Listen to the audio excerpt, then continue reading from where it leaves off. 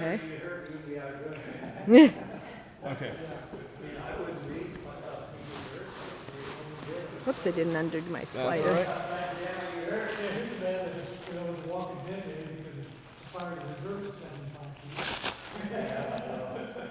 I'm usually good about that.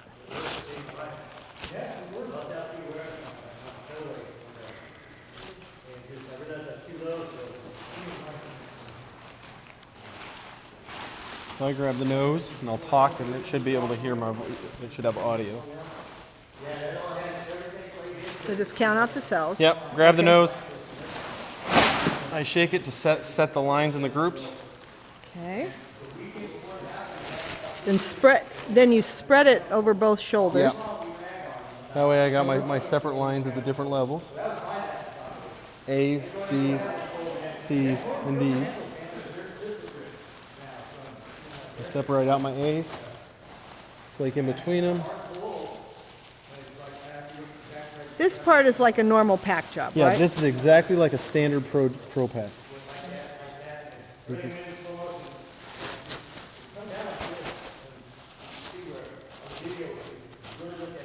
nice and neat.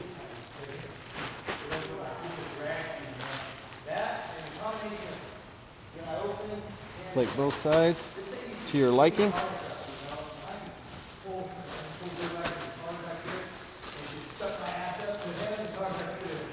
Nice and neat. You can quarter the slider if you want, but you're going to do it again on the ground, so it doesn't really matter. Then what I do, just like a normal pack job you would, is I grab the tail, find the tab,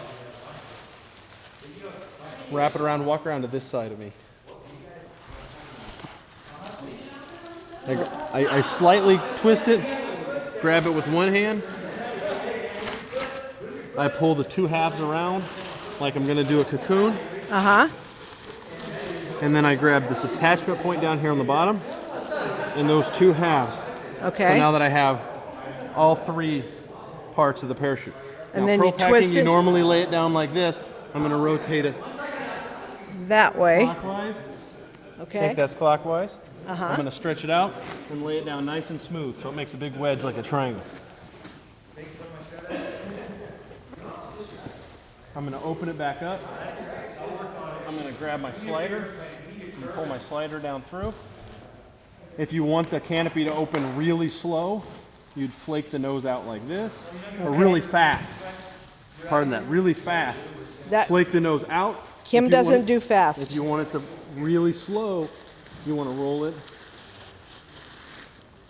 symmetrically. Now what happens if you just leave it kind of without rolling or opening it up? It's just it's a normal. Okay. But if you want an on-heading opening, you want both sides to be symmetrical. Okay. So either roll the same amount or the nose in the same place. The reason that a lot of times you get off-heading openings is because one of the noses is out, and when you toss it down pro packing, one of the noses will be out. It'll fill with air faster. It'll fill that side of the canopy, and it'll dive in that direction. Okay. But if they're symmetrical, that's where everything all about being symmetrical. I'm going to take my two halves that I originally wrapped. I'm going to cross them, so I'm making a big heart shape. Big heart shape. I'm going to squeeze the air out.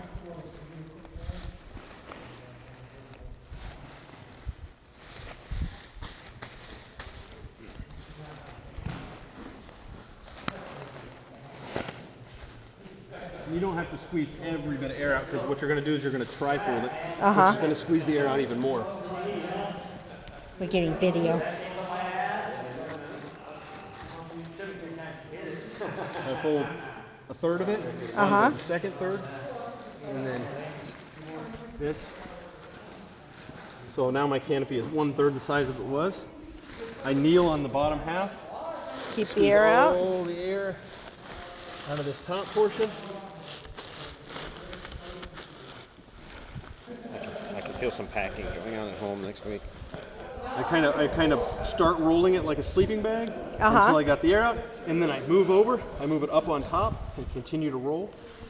I just keep rolling it up on the top. Now, if this starts rolling in, you can just tug it back out. Right. And this is the part where, before you said if I'm going to do this, put a longer attachment point on it. And then you don't have to have that part on. Then you put, instead of normally a pack job, you would put the tab on the bottom. But since we turned it over, I'm going to put the tab towards the canopy. Okay. And so I'm pretty much putting the bag on upside down. I put it on halfway. I rotate around, squeeze it with my knees. And put on the, that goes in nice. Put the other bag in. Now your canopy is in there, except for it's flipped over. And if you really look at it, you'll see the rotation in the line. Right, so it needs to go left over right. There we go. Now, I always take the lines in the bag, because also your attachment point's right there, and I'm going to rotate it to the bottom of the bag. Okay. So that the grommets and the attachment point for the canopy where your kill line is right next to this opening. And then I said also, you can kind of, if you do the twist and you twist it the wrong way, you'll be able to see it here. Right. Because you're going to look at that and go, something ain't right in Denver. Yeah. But you get in the habit of doing it the same exact way every time. Right. And then... Yeah, repetition is key. And you won't do it the wrong way. Like I said, I've only done it the wrong way where I rotated it and then I rotated it the wrong way, and it opened up and took me for a ride. Yeah, and it wasn't pretty. Not a ride in a good kind of way. No, I mean, it was, I kicked out of it, but it was instant line twist before it even got to line stretch. You only had 2 runs. And the other thing, the reason I slide that attachment point to the bottom is that way, if for some reason you need to recock this a little bit more. I always cock it twice anyway, just to be that sure. It's not running the line across your canopy. It's right here already. Okay. So.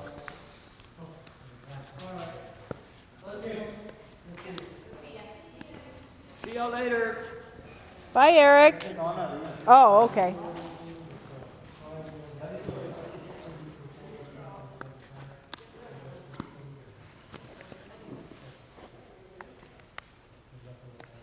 And I usually leave about 18 inches of line. Okay.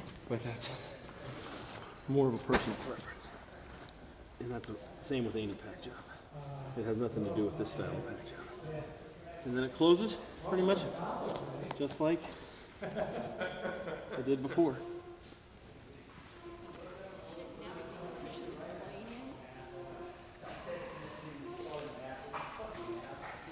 Set it in there.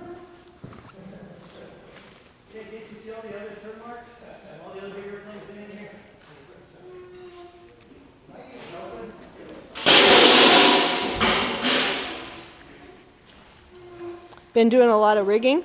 Yeah. Good. There. It comes in waves. Like I won't do any for like several weeks, and then I'll get like 5 rigs in a row. It kind of like, I think it follows like Boogie's season and you know, stuff like that, because everybody's like, oh, we're going to Girls Chick Rock or whatever the heck. Yeah, Chick Rock Boogie or. And then you know, a bunch of people break out their gear and they find out it's out of date. Right. And then they call and scramble. Yep. Can you get it done this weekend? It's being a butt. It was doing that earlier. It kind of likes to be stood up to get that.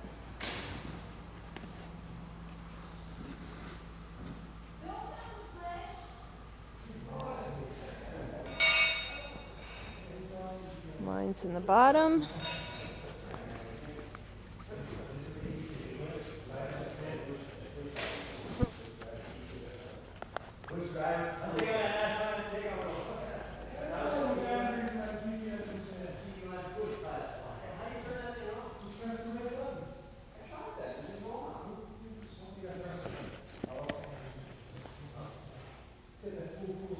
It's all about leverage. Yep.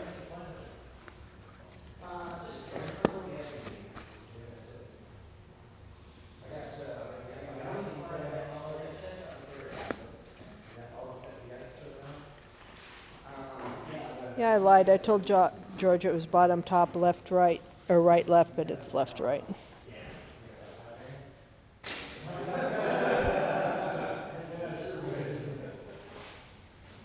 Make it very I know these symmetrical ones there.